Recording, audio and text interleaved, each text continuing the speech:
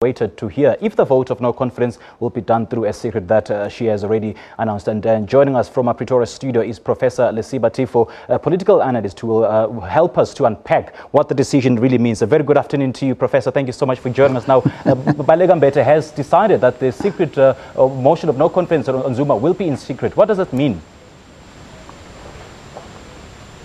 Well, look, either way it would have gone. I had a position, and I still hold that position, that is immaterial with regard to tomorrow's outcome. But it is significant that she took that position, saying to the nation, I've heeded the call, I've heard voices, I got superior legal advice, I heard the Council of Churches, and many people in the street desirous of a secret vote, because in there people have at least some hope that the will of the majority on the ground could prevail and the president could be out of office tomorrow. But I don't think that's what the outcome would be in any event, because there is much at stake here. The individuals who are supposed to vote are going to be informed in the main by self-interest and self-preservation as individuals and indeed as members of the party. In there lies the flaws that make this a possibility. The Electoral Act of the Republic of South Africa, had it be based on the constituency, constituency system, I would nail my colors to the mast and say, yes, tomorrow would have been Zuma's last day in office. But other than that, he will still live on, perhaps until March next year, should Cyril Ramaphosa win in December. Now, Professor, what do you make of the views that, passing a vote of no confidence is highly undemocratic and will subvert the will of the people? No, far from it. Far from it. Remember, you are represented by the people. You are a representative of the people. You must listen to the will of the people. Remember, there is a social contract that we enter into as public representative. But through this X, I send you to Parliament. And through the very X, I can recall you from Parliament. And your manifesto says to me, I shall live up to the manifesto as sold out to you. And if I fail, you recall me. So I think she did very well in the circumstances, regardless of the outcome. Heeding the call of the people on the ground. There is a clarion call. There is hope that things could be different tomorrow. But that I hold a different view doesn't mean the people on the ground are wrong. But if anything, they are sending a strong message to the ruling party that you have run a good race, but it is time out. But we need a process that will yield ultimately the vacation of the office. Now, the removal of the president, of course, will have disastrous consequences that can only have a negative impact on the people of South Africa. Could that be the reason why the Speaker kept on pushing the announcement? Well, you see, we tend to forget that we have had a president recalled, and indeed the heavens did not collapse. And I don't know, a more credible and respected CEO of the country than what we have right now.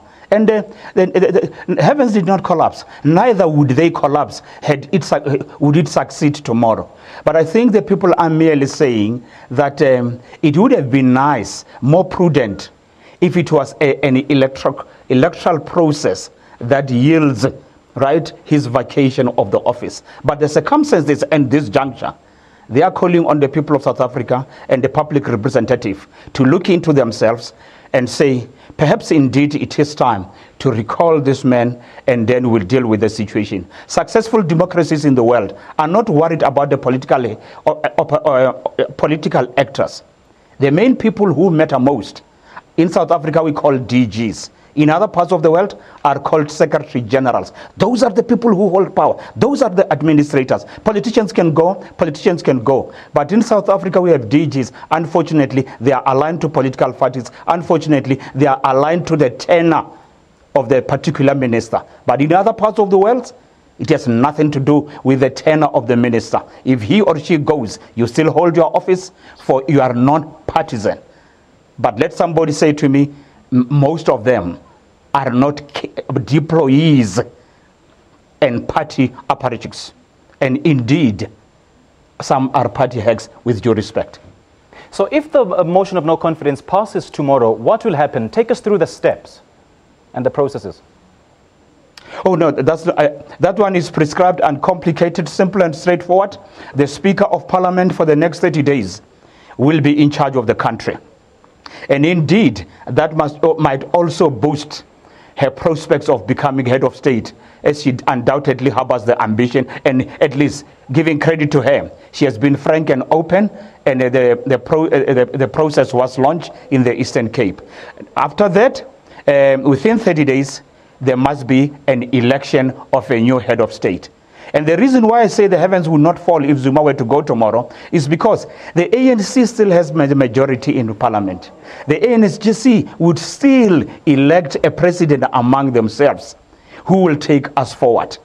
And then the Chief Justice, Mogoeng, will preside on a particular day, given a name by the majority party in Parliament, which is the ANC, and indeed, he will do the official thing and pronounce that indeed you are head of state. It's not very complicated, but sometimes because of political opportunism and expediency, we come with some red herrings. But I don't think it's a very complicated. It's prescribed, it's doable. We have done it through Mbete. Why should we think it will be different?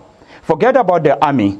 I think they are not stupid enough not to realize that Mbete, if he was irresponsible, he could have invoked the intervention of the army, and that would have plunged us, perhaps even into a civil war or an undesirable situation.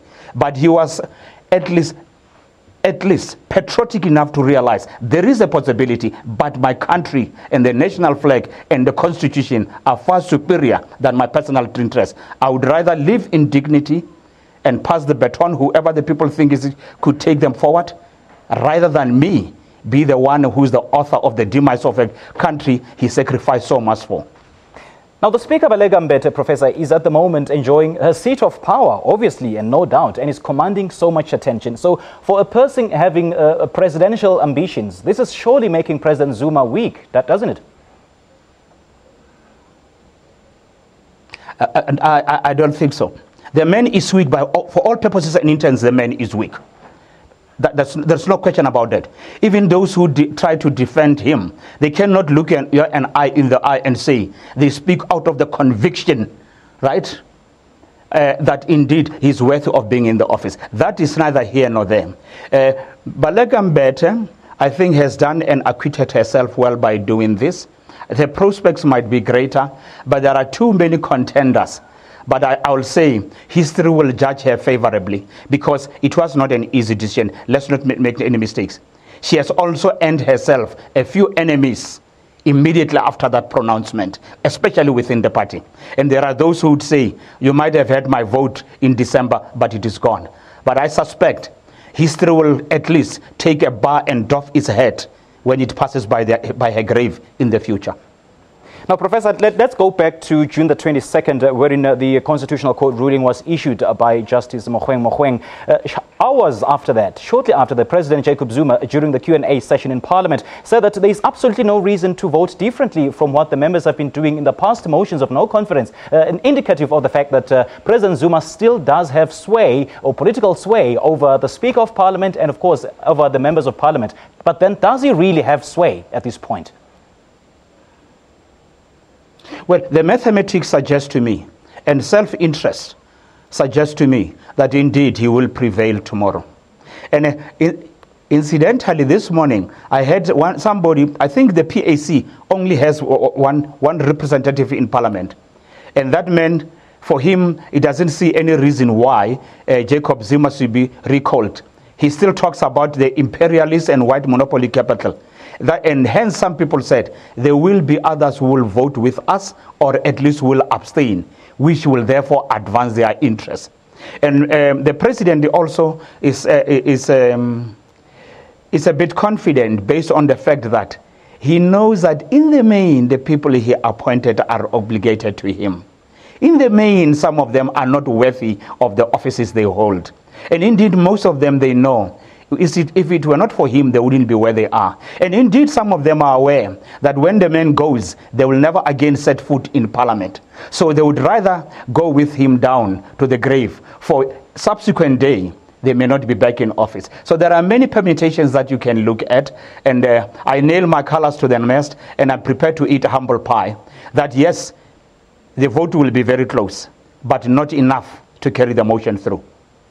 Now, Professor, one political thought leader has just tweeted that if President Zuma is removed from office, he could be sworn in as MP immediately and be re-elected as president, regarding the fact that Parliament is still consisting of majority ANC MPs.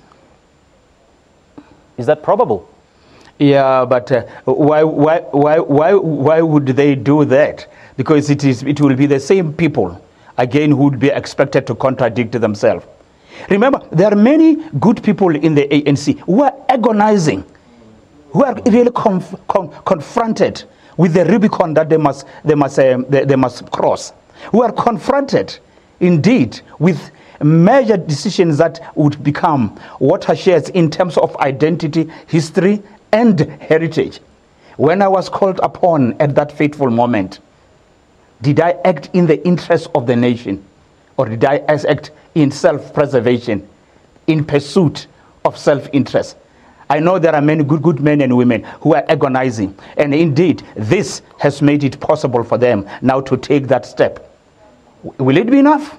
I doubt, but I can assure you it will be very close. And indeed, if they prevail, I will be among those who celebrate, but I maintain it won't be enough to carry the day, especially when you have people like those who represent the PAC who are still thinking in the manner they do. But kudos to the likes of Gungubele, Mondli, Koza, because they also made us believe that there are good men and women in there, and with our support, with the support of the people and organizations that have gone public and taken to the street in marches, it was not easy for the Honorable Speaker to ignore them. Yeah, it certainly wasn't at all. Professor, thank you so much for your time. But then do stay on the line, because we'll certainly cross over to you a little later, shortly after the opposition parties have made a media briefing in response to the Speaker of Parliament's decision to conduct the vote in secret. That is Professor Lesiba Teffo staying with us. We'll certainly be in touch with him a little later on in the show. And that is in relation to Baleka Mbete, reminding all that she's been given the mandate by the Constitutional Court to determine the voting procedure. She said the motion of no confidence is a very important tool to make the president accountable, and Mbete said that members are not supposed to operate under a cover of secrecy, and of course non-compliance will warrant dismissal as per the party rules. And if members vote according to their conscience, Mbete said that will attract no harm to them if it is done according to law. That is Speaker Baleka Mbete having declared that the motion of no confidence against President Jacob Zuma will be done in secret.